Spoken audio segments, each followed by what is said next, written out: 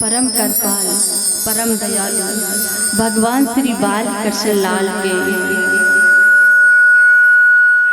चरणों में दंडवत प्रणाम कर, श्री सतगुरुदेव भगवान के चरणों में दंडवत प्रणाम कर, जगत जननी गौ माता रे चरणों में दंडवत प्रणाम कर, सब भक्तों के अंदर विराजमान परमात्मा को प्रणाम कर।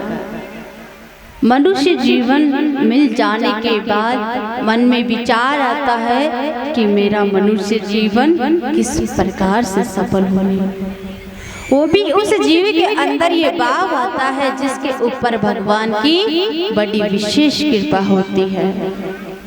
अन्यथा जल रहा जीव स्थिति है कि जल रहा जीव जल में ही जन्मे और जल में ही मर जाएगा। संसारिक जीव जगत में पैदा होता है और जगत में ही रच बच होकर मर जाता है, लेकिन भगवान की जिसके ऊपर बहुत अति विशेष कृपा होती है उस जीव के अंदर ये भाव आता है, अन्यथा नहीं आ पाता है। कल हमने जड़ भरत जी की कथा सुनी, पहला चरित्र सुना, वृद्ध काली की कथा सुनी, नरसिंह अवतार की कथा सुनी, भगवान ने नरसिंह अवतार लिया था वो कथा सुनी, गयासुर की कथा सुनी और कल अजामिल की कथा। आइए कथा में आरंभ करते हैं।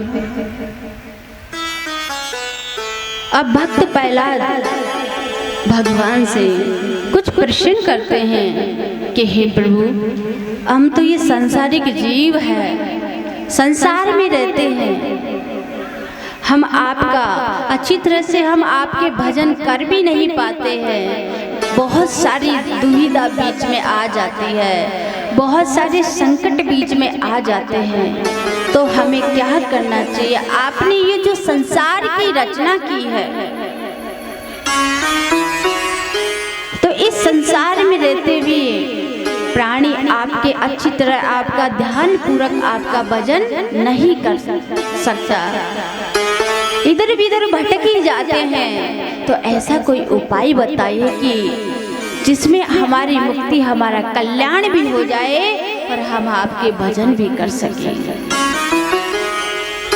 कि संसार की जो सुख सुविधा है आपने इतनी सुंदर बनाई है ताकि इन सब चीज़ों में हम आपको भूल जाते हैं, हम भजन नहीं कर पाते हैं, आपका गुणगान नहीं कर पाते हैं।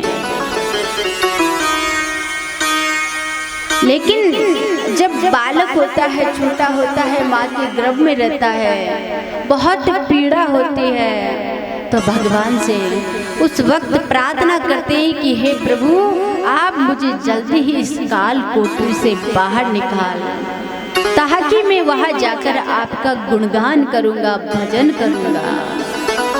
लेकिन भगवान कहता है कि तू मुझे वहां जाके भूल जाएगा।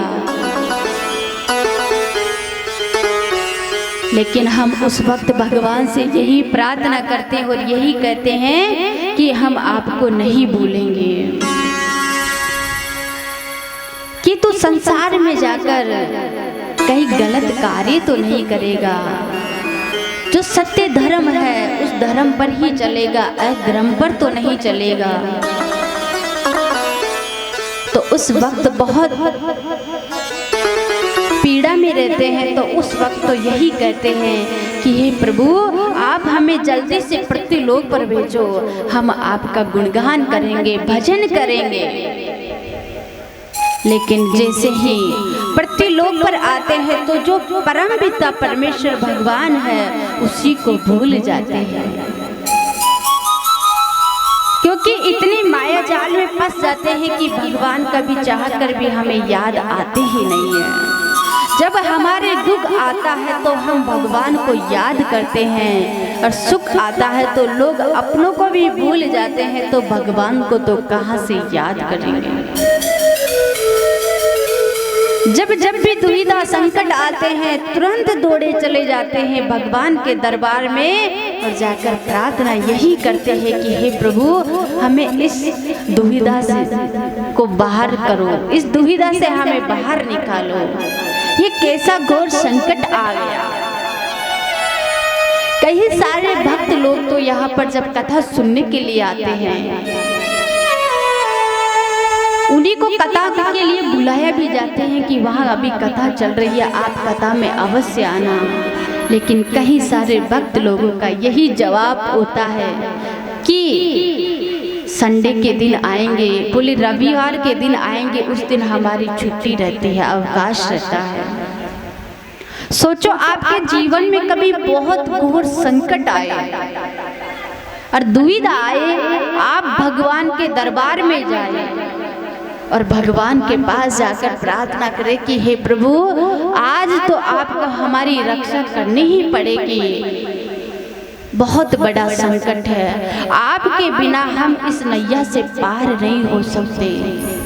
लेकिन उस वक्त भगवान ये बोले कि आज तो हमारा अवकाश है, हम आज आपकी मदद नहीं कर सकते। तो सोचो हमारे ऊपर क्या गुजरती होगी, क्या गुजरेगी। इसलिए भगवान के लिए कोई अवकाश की आवश्यकता नहीं होती है, मन में भाव होना चाहिए।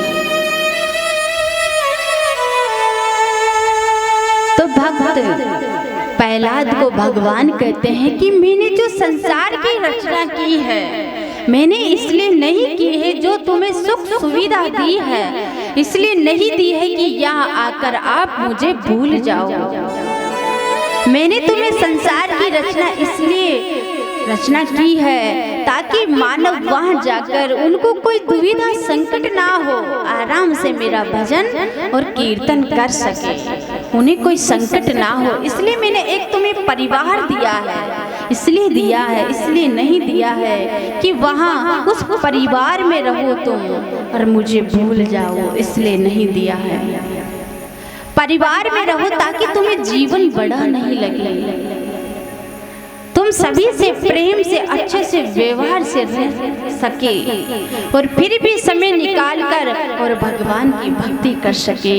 कि मैंने तुम्हें हाथ दिए हैं इसलिए दिए हैं ताकि तुम मेरी पूजा कर सको, अच्छे अच्छे कर्म कर सको, मेहनत कर सको। आंखें दी है ताकि इसलिए दिए कि आप में अच्छा अच्छा दृश्य देखो, अच्छाई अपने भीतर कभी प्रवेश ना होने दो। मैंने तुम्हें पैर दिए हैं ताकि तुम मेरे दरबार तक आ सको। हर शरीर का मैंने निर्माण किया है, एक एक अंग बड़ा महत्वपूर्ण है, लेकिन ये हमारी भूल हो जाती है कि हम संसार में आके भूल जाते हैं उस परमात्मा को। एक सेठ जी थे, तो गांव में पानी की बहुत समस्या थी। सारी महिला बहुत दूर पानी लेने के लिए जाया करती थी।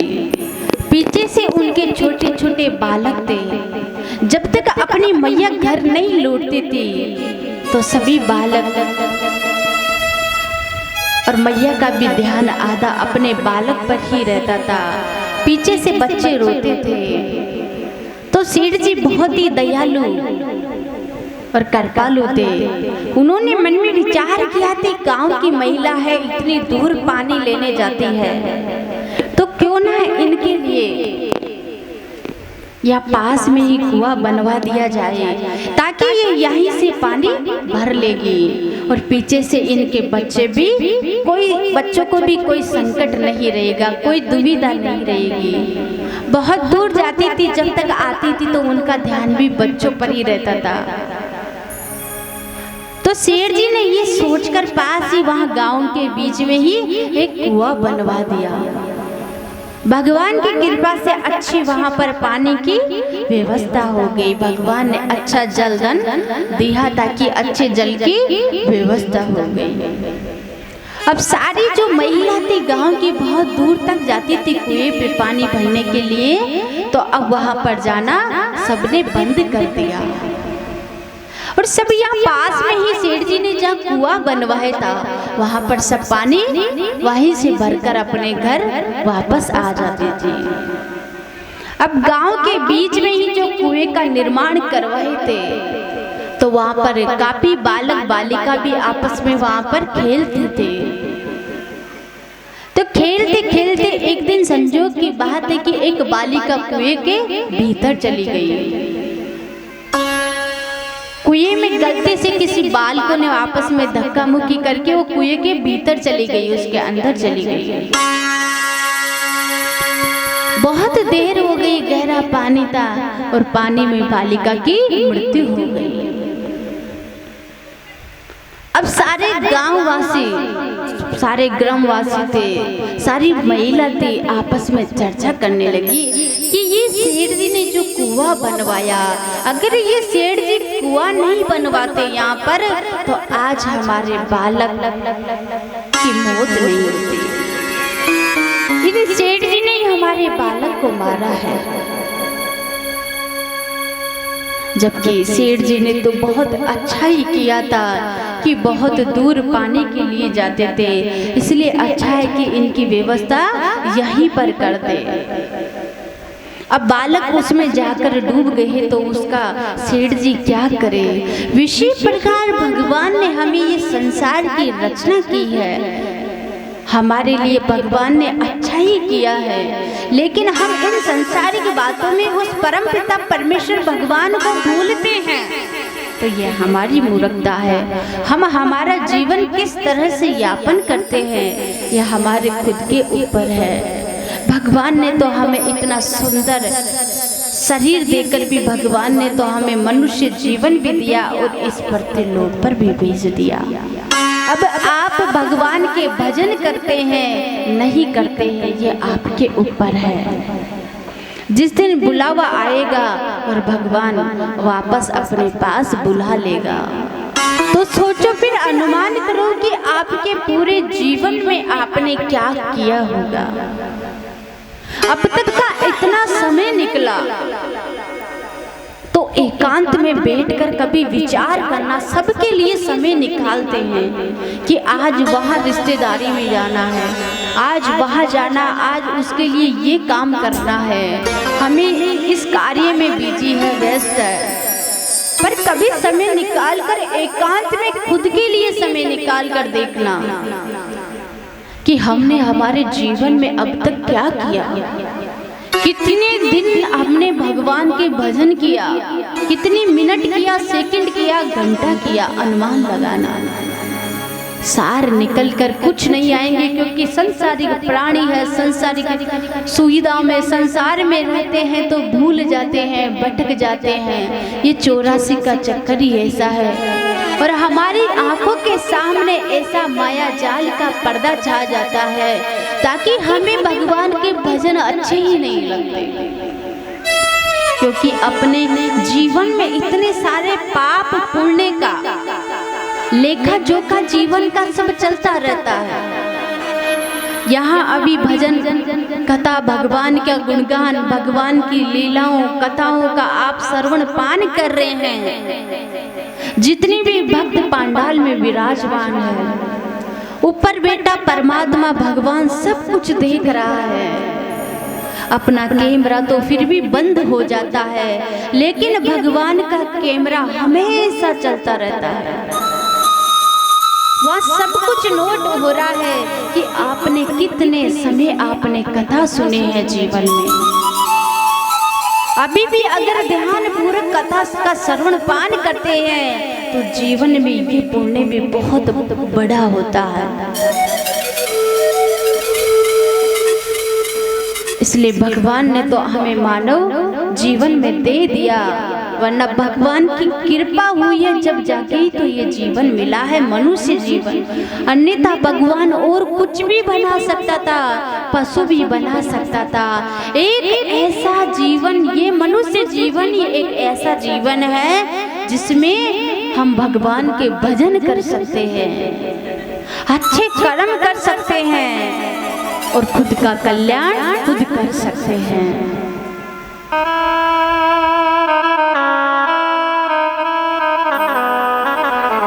अब राजा अकबर है, उनको तो सब जानते हैं। एक बार उनकी बेटी राजमहल से बाहर चली जाती है और जैसे ही राजमहल से बाहर जाती है तो उनके पैर में कांटा चुभ जाता है। जैसे ही राजकुमारी के पैर में कांटा चुभता है तो सारे वो जैसे ही राजमहल में वापस आती है और रोने लग जाती है। राजा को उसका दुख देखा नहीं जाता है। जो बड़े बड़े लोग होते हैं उनकी हमेशा ये खासियत होती है, भगवान के दरबार में तो कोई बड़ा और कोई छोटा नहीं होता है। सब भगवान के दरबार में सबको समान दर्जा दिया जाता है और सबको समान दृष्टि से ही देखा जाता है। लेकिन ये हम लोगों की खासियत होती है। कई सारे बड़े लोग होते हैं, उनके अगर छोटी सी भी दुविधा आ जाती है तो पूरा तहस से नहस कर देते हैं, इतने सारे शोर शराबा कर देते हैं। नॉर्मल इंसान के तो कभी कांटा चुभता है, कभी क्या चुभता है, जीवन में न जाने सब कुछ होते और चलते रहते हैं। तो जैसे ही राजकुमारी के पैर में कांटा चुभा और राजमहल में आकर राजकुमारी रोने लग गई। अकबर को उसका दुख देखा नहीं गया। अपने मंत्रियों को आदेश देते हैं कि जाओ और पूरे राज्य में चमड़ा का बिछा दो ताकि राजकुमारी कभी भी बाहर निकले राजमहल से तो इनके पैर में कांटा ना चुभे। अब मंत्रियों ने सोचा कि इतने सारा चमड़े की व्यवस्था कहाँ से करेंगे, पूरे राज्य में इतना चमड़ा कहाँ से बिछाएंगे, राज्य तो बहुत बड़ा सारा है। भगवान ने हमें जो दिमाग दिया है इसकी बहुत बड़ी तीव्र गति होती है। सोचने समझने की गति भी हमारा दिमाग ही करता है। तो मन में विचार करे कि अब क्या करे। जाकर बीरबल के पास जाते हैं। बीरबल के पास जाकर ये सारी बात बताते हैं कि ऐसा ऐसा हुआ। अब बताइए क्या करे कि राजकुमारी बाहर निकली थी, पैर में कांटा चुभ गया और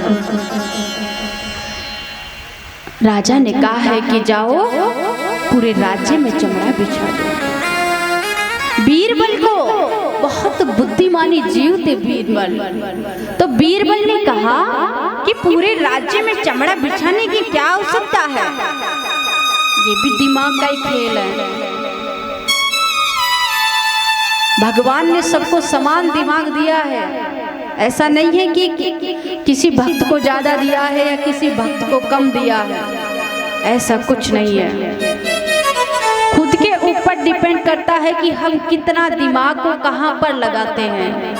भगवान ने सबको समान दिमाग दिया है। किन्हीं का तेज चलता है, किन्हीं का कम चलता है, क्योंकि वो तेज चलाते ही नहीं है। हम हमारे दिमाग का जैसे यूज करेंगे, जैसे उसको चलाएंगे, वो उसी प्रकार से चलेगा। यह हमारे खुद के ऊपर है। तो बीरबल ने कहा कि राजकुमारी के जो पैरों में जो जूतियां पहनती है तो राजकुमारी के पैरों की जूतियां ही चमड़े से बनवा दो, ताकि कभी भी राजकुमारी राजमहल से बाहर जाएगी तो उसके पैर में कभी कांटा नहीं चुभेगा। पूरे राज्य में बिछाने की क्या आवश्यकता है बोले।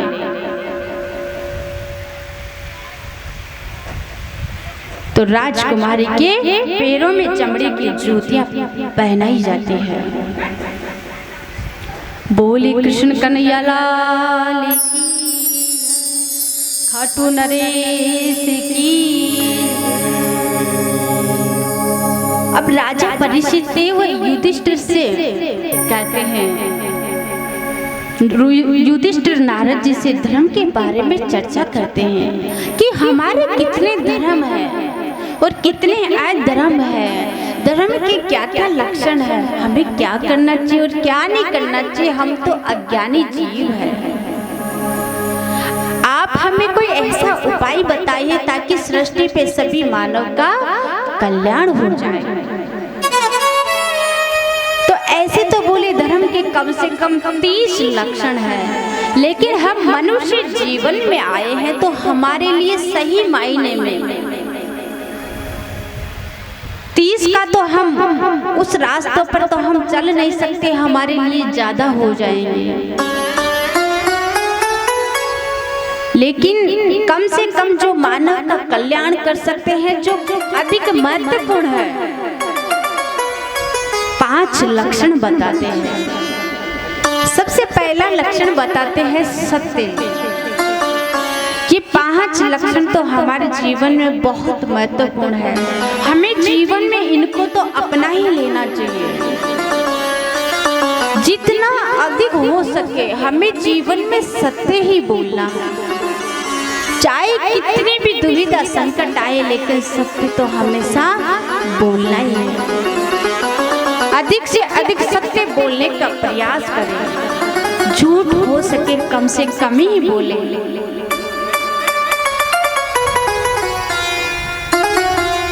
जो राजा हरिचंद्र थे, उन्होंने अपनी पत्नी का विक्रय कर दिया, लेकिन फिर भी अपने सत्य पद पर आंच भी नहीं आने दिए। अपने सत्य पद को उन्होंने नहीं छोड़ा। हम राजा हरिचंद्र तो नहीं हो सके, नहीं हो सकते, लेकिन फिर भी जीवन में ऐसा प्रयास अवश्य करें कि हम अधिक से अधिक हो सके सत्य ही बोलने का प्रयास करें। झूठ कभी नहीं बोलना चाहिए व्यक्ति को। झूठ बोलना भी एक पाप होता है, लेकिन कई बार झूठ निकल भी जाती है। आजकल तो जो मोबाइल रखते हैं, सबसे ज्यादा झूठ तो इसी में बोल देते हैं। जैसे किसी व्यक्ति के पास आप अगर उसके पास फोन करते हैं, उससे पूछते हैं कि आप अभी कहाँ पहुँच गए, कितनी देर में आने वाले हैं, कब पहुँचने वाले हैं आप, तो होंगे वो बहुत दूर। अगर वहाँ जल्दी पहुँचना था, अगर हो गई वो लेट, तो वो यही बोलेंगे कि हाँ मैं अभी 5 मिनट में आपके पास पहुंचने वाला ही हूँ, जबकि वो बहुत दूर हो। उनसे अगर जगह का नाम पूछा जाता है, अभी किसी भक्त को बुलाए कथा में कि आप अभी मंडदीप कितनी देर में पहुंच जाएंगे आप, तो बोलेंगे कि अभी बस आने ही वाले हैं, इस जगह पहुंच चुके हैं, तब कि वो उस जगह पहुंचे ही नहीं हो। लेकिन ऐसे कई प्रकार झूठ निकल जाती है। पर भगवान भी इतने कृपालु और दयालु है कि छोटी मोटी झूठ तो कर माफ कर ही देते हैं। लेकिन फिर भी हमें प्रयास यही करना चाहिए कि झूठ हम ना बोले। आज की कथा से सबसे पहले तो अपने जीवन में यही धारण करना, यही शिक्षा लेना आज, ताकि हम सत्य बोले। यही आज का संकल्प लेना आप इस कथा में सबसे पहला तो, ताकि हम अधिक से अधिक सत्य ही बोले। क्योंकि झूठ हम बोलते भी हैं, वैसे बोली भी देते हैं, लेकिन अगर एक झूठ बोलेंगे तो एक सत्य को छुपाने के लिए 100 झूठ बोलने पड़ते हैं। उससे तो अच्छा नहीं कि सत्य एक बार बोल दो, आपका भी काम आसान, अगले वाले का भी आसान। कभी झूठ अगर खतरे में ही पड़े कि यहाँ पर तो झूठ बोलना ही सत्य खतरे में पड़े, तो जब झूठ का सहारा अगर आप ले लेते हैं तो उससे कोई पाप नहीं लगता है। लेकिन फिर भी अधिक से अधिक हमें सत्य ही बोलना चाहिए। क्योंकि अगर आप सत्य नहीं बोलेंगे, अगर आप झूठ बोलेंगे, तो ऐसा तो है नहीं कि आपको बहुत बड़ा कोई प्रॉफिट होने वाला हो, बहुत बड़ा कोई लाभ होने वाला हो। ऐसा तो कुछ है नहीं कि आप 1 महीना कहाँ पर नौकरी करते हैं, वहाँ से आपको जितनी भी आपकी तनख्वाह आती है, सैलरी आती है, मान लीजिए आप वहाँ नहीं जाएंगे और आपने किसी व्यक्ति को झूठ बोल दिया और झूठ से ही आपका काम चल रहा है, तो उससे तो आपको वो तनख्वाह मिलने वाली नहीं है। इसलिए तो अच्छा है कि जितना अधिक हो सके अपने जीवन में सत्य ही धारण करना चाहिए और सत्य ही बोलना चाहिए। सबको भी यही संदेश देना चाहिए कि हमें सत्य ही बोल, झूठ ना बोलना। दूसरा लक्षण होता है धर्म का दया करना। हमें भी हमारे जीवन में अपना ही लेना चाहिए कि हमें अधिक से अधिक हो सके हमें सभी के प्रति दया की भावना हमारे भीतर होनी चाहिए। जैसे इंसान की मदद करता है, मनुष्य की मदद करता है, इसी प्रकार जैसे जानवर होता है, इंसान को धोखा दे सकता है, लेकिन जो जानवर होता है वो कभी वफादारी नहीं कर सकता है। हमें सभी के प्रति दया की भावना रखना भी हमारा एक कर्तव्य है। एक बार एक जंगल में एक बालिका वहां पर रह जाती है। जब तक उसकी मदद करने वाला वहां पर कोई नहीं पूछता है, जंगल में एक शेर रहता है, उसके चारों तरफ घेरा दे रहा है कि जब तक कोई मनुष्य आकर इसकी मदद ना करे, जब तक वो उसका साथ देता है, ताकि कोई यहाँ जंगल में आकर इसको हानि ना पहुंचा दे। तो जानवर ही इतने दयालु और कृपालु होते हैं, तो कम से कम हमें तो मानव जीवन मिला है, हमें तो दया की भावना रखनी ही चाहिए। कभी जीवन में किसी का अहित नहीं करना चाहिए।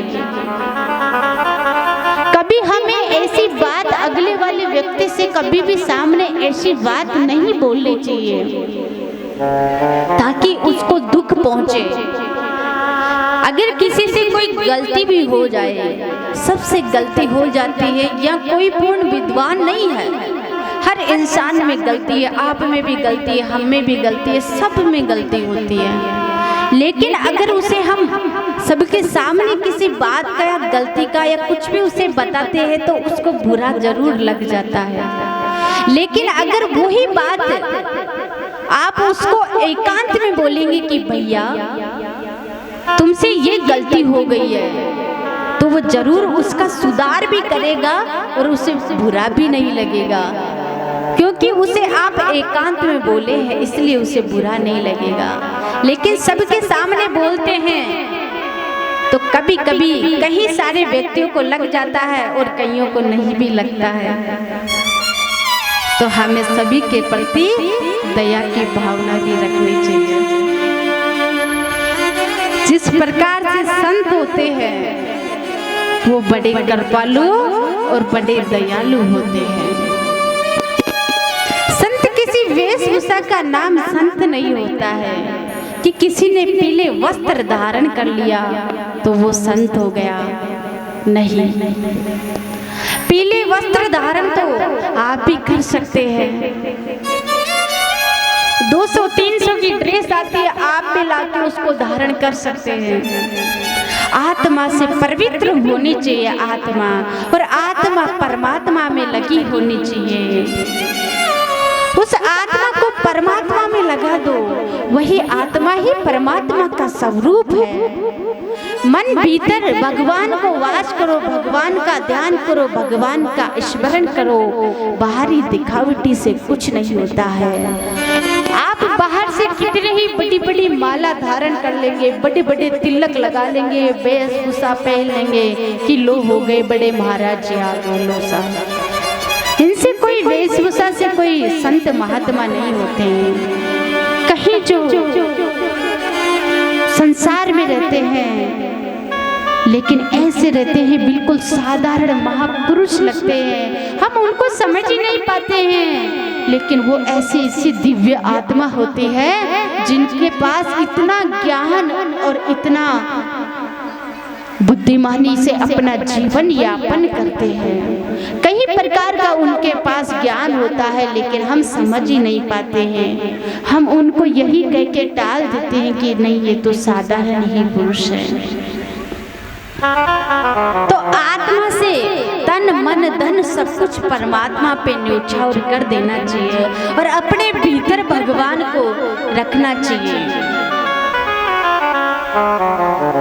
एक भाई भगवान की प्राप्त करने के लिए घोर जंगल में चला जाता है और सोचा कि मैं वहां जाऊंगा, जाकर भगवान को प्राप्त करूंगा। 10 साल उसने गुजार दिए वहां पर, लेकिन जब जाके भी वो भगवान को प्राप्त नहीं कर पाया।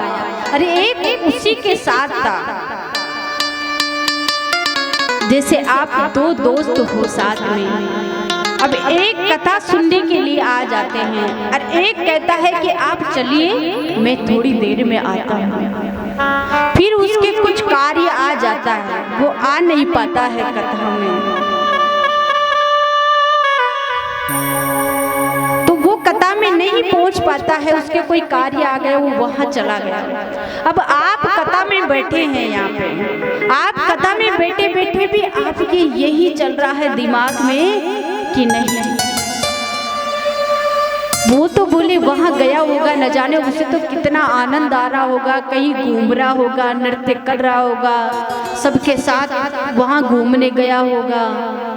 उसके विचार आपके भीतर आ रहे हैं, जबकि आप बैठे कथा में हैं और यहाँ इतना आनंद आ रहा है। इस आनंद को आप, उसकी बातें सोच कर इस आनंद को भी आप किरकिरा कर रहे हैं, इस आनंद का भी आनंद नहीं ले पा रहे हैं। उधर गया हुआ भाई मन में विचार करता है कि उसे तो कितना आनंद आ रहा होगा, वो तो भगवान के कथा पंडाल में विराजमान है, भगवान के न जाने कैसे कैसे स्वरूप होंगे, भगवान के न जाने कैसी कैसी लीला होगी, न जाने क्या क्या वहाँ पे महाराज जी बता रहे होंगे, और वो तो कथा का इतना आनंद ले रहा होगा। दोनों बातों में अंतर है। हम यहाँ बैठे हैं, हमारे भीतर अगर ये भाव है कि हम वृंदावन की नगरी में बैठे हैं, साक्षात भगवान की धाम में बैठे हैं, तो भी ये लगता है कि हाँ वाकई हम भगवान के चरणों में ही, भगवान के निकट है, भगवान के चरणों में है, भगवान की शरण में है। तो वो व्यक्ति वहां बैठा हुआ सोच रहा है, तो यहाँ का भी लाभ उसे प्राप्त हो रहा है, क्योंकि उसकी लगन भगवान के प्रति थी। और हम यहाँ बैठे हुए भी हमारा ध्यान यहाँ नहीं है, हमारा ध्यान कहीं और जगह जा रहा है कि यहाँ आ गए, यहाँ नहीं आते तो अब तक वो वाला काम निपटा लेते, वहाँ चले जाते रिश्तेदारी में, आज उसकी शादी थी वहाँ जाना था, आज वहाँ जाना था, अगर वो नाराज हो गए तो वहाँ नहीं गए तो हम, सोचो आप, अगर आपके रिश्तेदारी में आप नहीं जाएंगे, अगर वो नाराज हो जाएंगे, लेकिन आप यहाँ नहीं आएंगे या आप भगवान की भक्ति नहीं करेंगे पूरे जीवन भर, तो क्या भगवान आपसे नाराज नहीं होंगे? आपको 10 दिन अगर खाना नहीं मिलता है, 2 दिन खाना नहीं मिलता है, तो भगवान के पास जाकर मन्नत करने लग जाते हैं कि हे भगवान, हमने ऐसा क्या पाप किया था कि आप इस तरह का हमारे साथ करें, कम से कम अन भगवान भी हमें नसीब में नहीं है क्या?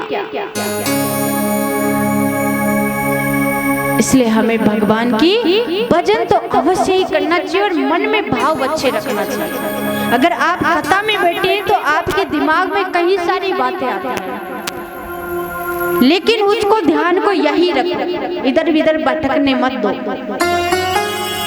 तो संत होते हैं बड़े कृपालु और बड़े दयालु होते हैं। संत किसी वेशभूषा का नाम नहीं होता है, संत वो नहीं होते हैं जिनके पास बहुत बड़े बड़े आश्रम होते हैं, जिनकी बहुत बड़ी बड़ी पहचान होती है, जिनके बहुत चेले होते हैं, वो असली संत नहीं होता है। असली संत तो वो होता है जो मानव कल्याण के लिए सोचे, दुख आपको हो दर्द उनको हो। असली संत वो होते हैं जो सबके कल्याण का मार्ग ढूंढे, सबका कल्याण करे, मन में ऐसा उनके भीतर भाव आए कि सबका कल्याण किस प्रकार से हो सकता है। कभी किसी का दिल ना दुखाए, सभी के प्रति दया की भावना रहे। असली संत वो होते हैं। एक बार एक नदी किनारे एक संत बैठे हुए थे। वहां पर एक भाई आता है, वो महाराज जी को देखता है वहां पे। अब संत महाराज जी जल के अंदर एक बिच्छू गिर जाता है, तो जैसे ही जल के अंदर बिच्छू गिरता है तो संत जी ने उसको अपने हाथ में ले लेते हैं। तो जैसे ही अपने हाथ में लेते हैं तो हाथ हिलने लगता है। हाथ हिलने इसलिए लगता है क्योंकि जैसे ही बिच्छू ने हाथ में लिया और हाथ महाराज जी ने हाथ में लिया और हाथ पे डंक मार दिया बिच्छू ने, इसलिए हाथ हिलने लगा। हाथ हिलने लगा तो हाथ से वापस जल के अंदर बिच्छू चला गया। फिर जल के अंदर गया तो फिर महाराज जी उसे अपने हाथ में उठा रहे हैं और फिर अपने हाथ में उसे रख रहे हैं। फिर वो वापस डंक मारता है हाथ में और हाथ हिल के वापस जल के अंदर चला जाता है। ऐसा 2-3 बार ऐसा दृश्य होता है। तो पास ही एक भाई खड़ा था, तो उसने सोचा कि क्या महाराज जी पागल हो गए हैं क्या, ये इस तरह क्यों कर रहे हैं। जब बिच्छू को अपने हाथ में ले रहे हैं, हाथ बिच्छू हाथ पे डंक मार रहा है, फिर भी उसे अपने हाथ में ले रहे हैं, ऐसा क्यों कर रहे हैं महाराज जी। आकर महाराज जी से कहने लगा कि आप इस तरह क्यों कर रहे हैं। जब बिच्छू ने आपको डंक मार दिया तो उसे छोड़ दो, आप उसे आजाद कर दो। लेकिन महाराज जी कहते हैं, इतना सुंदर जवाब देते हैं कि जब बिच्छू होकर ये इसका स्वभाव नहीं छोड़ रहा है तो मैं मेरा स्वभाव कैसे छोड़ दूं। संत का स्वभाव होता है दया करना। बोले ये खुद ही इसका स्वभाव नहीं छोड़ रहा तो मैं कैसे छोड़ सकता हूँ। तो संत का स्वभाव दया करना होता है। भगवान ने उसे आशीर्वाद दिया होगा, उस आशीर्वाद का ही फल है कि जीवन में अनेक प्रकार के जो आशीर्वाद की इतनी बड़ी महिमा है कि जो कार्य नहीं होने वाला है वो भी हो जाता है। असत्य कार्यों को भी सत्य में बदल देते हैं। भगवान की अति विशेष कृपा है।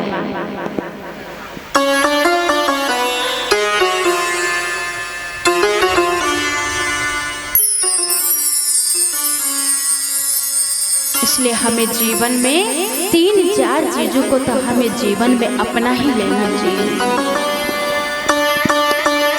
यहाँ तक कि कथा में हमें कम से कम सत्य बोलना है, झूठ नहीं बोलनी है, ये संकल्प ही लेना है। यहाँ तक कि कथा में, अभी तो आगे और कथा आएगी, लेकिन यहाँ तक में ये कि हमें सत्य बोलना है। अपने भीतर यही भगवान के आंगन में बैठे हैं आप, साक्षात भगवान के सामने विराजमान है, तो सभी अपने अपने हृदय में ये कम से कम 1 मिनट के लिए मैं बोलती हुई जाती हूँ और आप संकल्प लेते हुए जाओ। सभी हाथ जोड़कर अपने नेत्र बंद कर लो और भगवान से प्रार्थना करो कि हम तो अज्ञानी जीव है, हमसे बहुत सारी गलतियाँ हो जाती है, हम इधर इधर भटक जाते हैं, लेकिन जाने अनजाने में प्रभु हमसे गलती हो जाए तो हमें क्षमा करना। लेकिन फिर भी हम ये 1-2 संकल्प तो लेते ही हैं ताकि आप हमें शक्ति देना कि हम इस पथ पर चल सके। तो सभी अपने नेत्र बंद कीजिए और मैं बोलती हूँ और आप भगवान के सामने संकल्प लेना।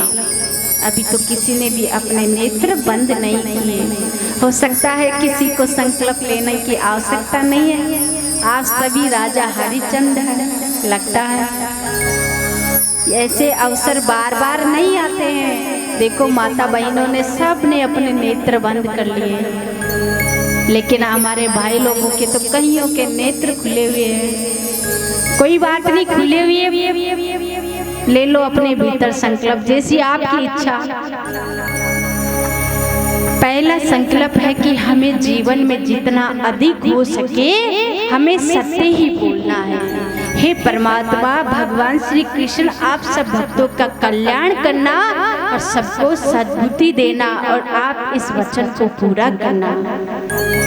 जितना अधिक हो सके, और जाने अनजाने में अगर इनसे कोई गलती भी हो जाए तो सबको क्षमा करना। लेकिन सबका सबसे पहला संकल्प है कि सत्य ही बोलना है। दूसरा संकल्प है कि हमें हमारी गौ माता की रक्षा करनी है। गौ माता हमारी माता के बराबर पूजनीय है, इसलिए हमें गौ माता की रक्षा करनी है। गौ माता को हमें रोज गौ माता को हमारे हाथ की बनी हुई रोटी गौ माता को खिलाना है रोज। सभी माता बहनों से ये निवेदन है, सभी भाई लोगों से ये निवेदन है, ताकि गौ माता को रोज आप रोटी दें। सभी के प्रति आप दया की भावना रखें कि हम कभी भी किसी का दिल नहीं दुखाएंगे। जितना अधिक हो सकेंगे हम हमारे भीतर सभी के प्रति, हम चाहे इंसान हो या जानवर हो, हम किसी के मारना ताड़ना या किसी को कोई ऐसी बात नहीं बोलेंगे जिससे उसको दुख हो। ये 3 संकल्प यहाँ तक की कथा में आप भगवान के सामने हाथ जोड़कर लिए हैं। अब अपने जीवन में इन तीनों संकल्पों को धारण करना, और भगवान से हम भी प्रार्थना करते हैं कि भगवान आपको शक्ति दे। बोले कृष्ण कन्हैया लाल की।